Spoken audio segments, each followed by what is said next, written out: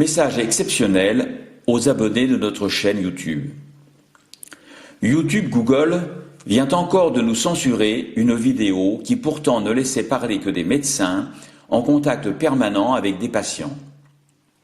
La nouveauté de cette censure arbitraire, c'est qu'elle est cette fois assortie d'une menace précise de fermeture de notre chaîne.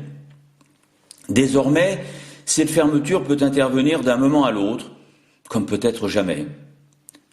Notre chaîne ne serait pas la première à être fermée, d'autres l'ont déjà été ces derniers temps, car vous ne devez pas savoir certaines choses, surtout si elles sont vitales pour vous.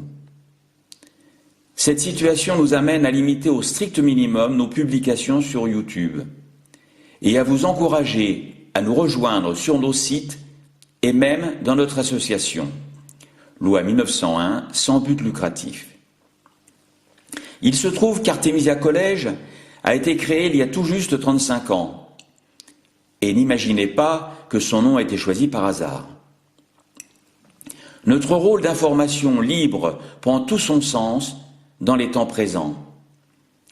Nos sites sont une source considérable d'informations. Artemisia College, bien sûr, dont notre dossier sur l'opération coronavirus.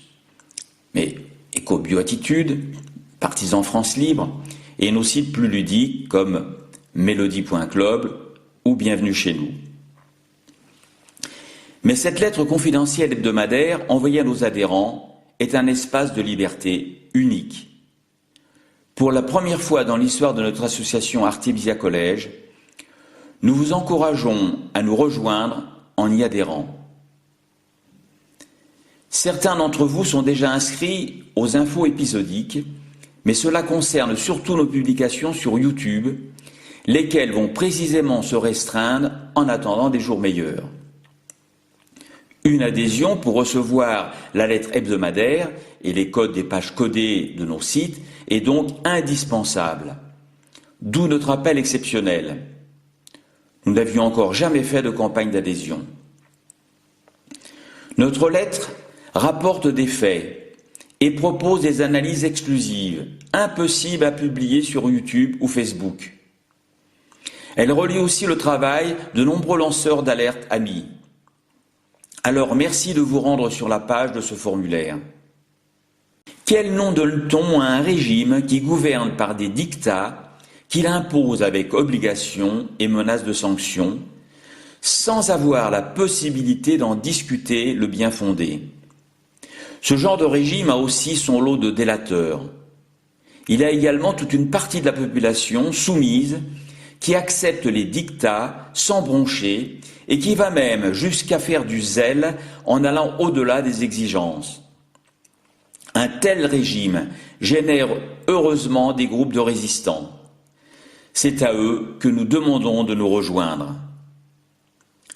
Pour ne pas terminer comme ça, voici en bonus un extrait d'une vidéo qui a été publiée à ce lien.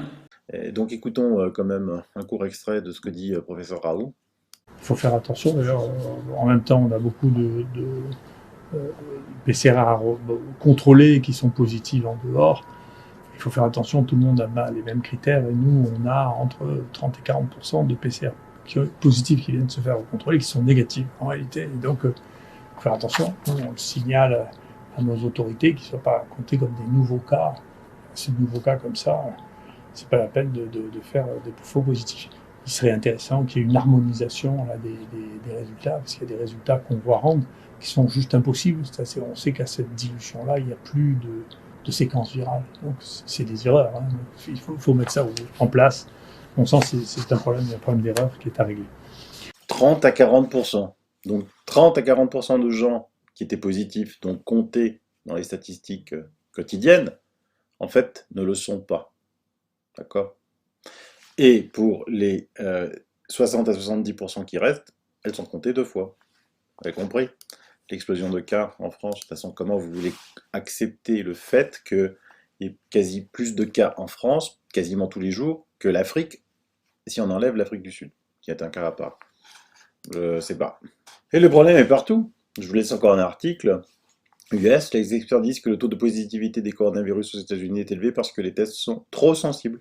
Le taux de mortalité par coronavirus peut être faible par rapport au taux d'infection élevé, car les tests standards diagnostiquent un grand nombre de personnes qui peuvent être porteuses de quantités relativement insignifiantes du virus, selon les experts.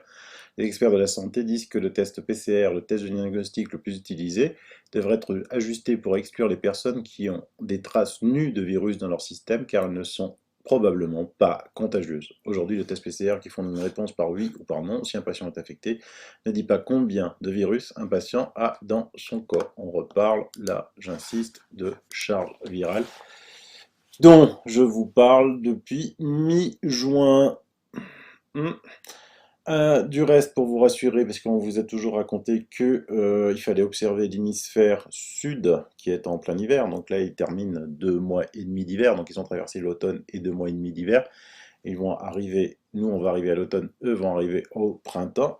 Observons ce qui se passe dans l'ensemble de l'Océanie. L'ensemble de l'Océanie nous donne pour le mois d'août 9937 nouveaux cas, c'est-à-dire quasiment 2 jours de cas français pour l'ensemble d'un continent qui est en hiver.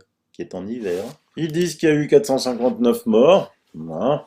Et les cas critiques, le 1er août, il y en avait 50, et le 31 août, il y en avait 41. Et si on va étudier le cas particulier de la Nouvelle-Zélande, qui a un climat très proche du nôtre, et voilà, il y a eu 178 nouveaux cas pour l'ensemble du mois d'août, c'est-à-dire à peu près 1 heure de cas français, 0 mort, et les cas critiques, il y en a 11.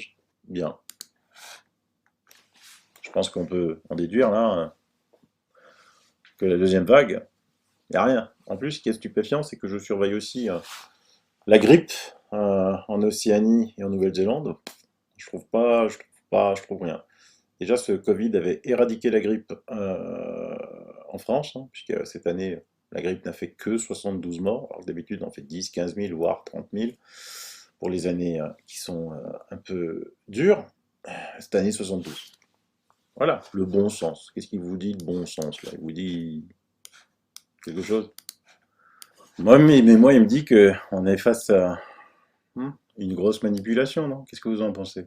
Et donc on réprime en France, comme vous l'avez vu dans les images d'hier, parce que quand même, je vous avais montré les photos des policiers armés qui vont visiter des bars.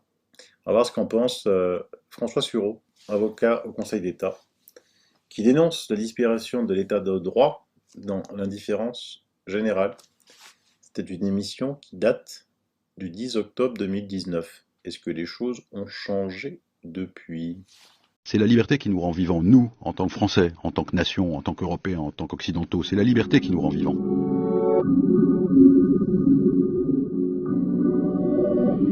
Quand on écoute un homme politique parler, il faut toujours voir ce qu'il met en premier, ce qu'il met en second. Par exemple, si quelqu'un vous dit « la liberté c'est bien, mais la sécurité ça compte », vous pouvez être sûr que ce dont il parle c'est la sécurité. S'il vous dit « la sécurité c'est bien, mais la liberté ça compte », vous pouvez être sûr que ce dont il vous parle c'est la liberté. En fait, assez continuellement, à part quelques brèves périodes de la Troisième République, la France est un pays dans lequel la liberté c'est bien, de préférence dans un texte qu'on ne lit pas, mais la sécurité ça compte. La liberté d'expression leur sera garantie, mais elle ne peut pas s'exercer au détriment de la sécurité. Je cite dans mon livre cet exemple où, traversant la place de la République, alors qu'il y avait 200 ou 300 manifestants qui manifestaient pour la mort de Steve, qui était tombé dans la Loire et qui était mort, il y avait un nombre équivalent ou supérieur de policiers armés avec un fusil d'assaut que j'ai vu à de nombreuses reprises sur les théâtres d'opérations extérieures. Et tout d'un coup, ça m'a saisi. Quel est au fond ce pays, quel est cet État qui, pour encadrer une manifestation totalement pacifique, utilise des armes de guerre? Car enfin, quand un soldat ou un policier porte une arme de guerre, c'est pour s'en servir, c'est pas juste pour faire joli. Et si c'est pour s'en servir, il faut voir qu'on s'en sert avec du 5,56 mm qui tire 750 coups minute par rafale. C'est-à-dire qu'on fait 200 morts. Alors, ou bien c'est pour s'en servir et c'est odieux, et c'est inadmissible, ou bien ça n'est pas pour s'en servir. Et alors, qu'est-ce que ça veut dire, sauf un pur désir d'intimidation? Je pense qu'il faut poser en principe, même au prix d'affrontements, même au prix de choses difficiles, même au prix de choses qui nous blessent, le fait que le gouvernement ne doit pas avoir la possibilité de choisir ses propres manifestants dans la rue. Ensuite, il peut y avoir des débordements. S'il y a des débordements, la justice pénale est là pour les réprimer.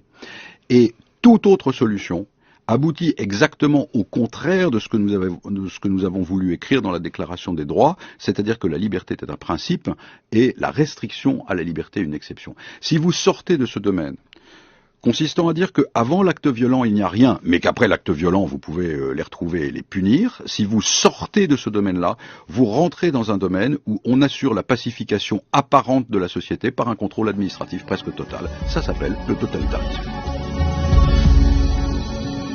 Et c'est bien ça le problème. Nous, on lutte pour qu'il n'y ait pas de totalitarisme. Et un exemple est donné, parce qu'en fait, j'ai un abonné qui m'a envoyé une vidéo extraordinaire. C'est des passants espagnols qui empêchent une dame d'être emmenée par la police, tout simplement parce qu'elle ne portait pas de masque. Et il m'a mis une petite phrase qui m'a touché. Il dit, ces passants-là, ils ne savaient pas que c'était impossible. Alors ils l'ont fait. Ils ne savaient pas que c'était impossible. Alors ils l'ont fait.